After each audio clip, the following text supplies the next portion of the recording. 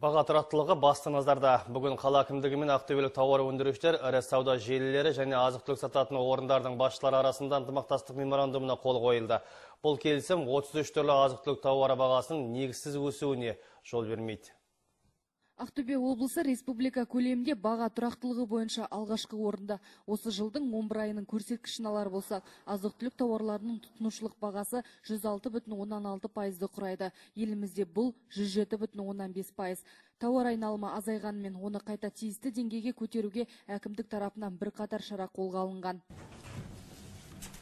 Бүгінгі қол қойылған меморандум 3 түрлі бағытта, алайда мақсат бір – баға тұрақтылығы. Мәселен, келісімшарт шеңберінде жергілікті тауар өндірушілер ішкі нарықты өз өнімдерімен қамтамасыз етуі тиіс. Ал Анвар, Дина сияқты ірі сауда желілері әлеуметтік маңызы бар 33 түрлі азық-түлік тауарларының негізгі сатып алу бағасына 10%-дан аспайтын үстемақы қосады. Азық-түлік сауда базарлары болса, жалға алушыларға қызметтердің кең мүмкіндігін ұсынатын болады. Меморандум 2017 жылдан бастап күшіне енеді. Меморандумда көрсетілген заттарды, әсіресе 33 күнделікті қажетті заттарды қымбаттатпауға мүмкіндік.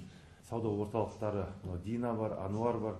Оларға енді біздің қолдан келетін көмектің бәрін біз жасаймыз. Жасап та келе жатырмыз. Соның арқасында болса керек, осы қалада көптеген сатылық магазиндері, супермаркеттері ашылып жатыр. Ол ары қарай жалғасады. 30-ға жуық меморандумға қол қойылғаннан кейін шаһар басшысы Ильяс Испанов ақтөбелік кәсіпкерлерді, жәрмеңкелерге белсене қатысқандарды алғыс хатпен марапаттады. Гүлбағда Қайратқызы, Нұрбек Отаров, Қазақстан, Ақтөбе.